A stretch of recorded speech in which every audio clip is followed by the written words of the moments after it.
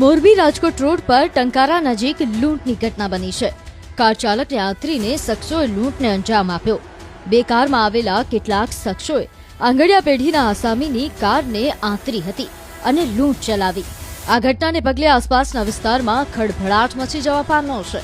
તો બીજી તરફ બનાવ અંગેની જાણ થતાં જ સ્થાનિક પોલીસ કાફલો ઘટના સ્થળે પહોંચ્યો હતો અને લૂંટારુઓની બે કારને કબજે કરી હતી। સાથે જ મોરબી જિલ્લામાં નાકાબંધી પણ કરવામાં આવી છે। પ્રાથમિક જાણકારી પ્રમાણે લાખો રૂપિયાની લૂંટ કરવામાં આવી હોવાનો અંદાજ છે।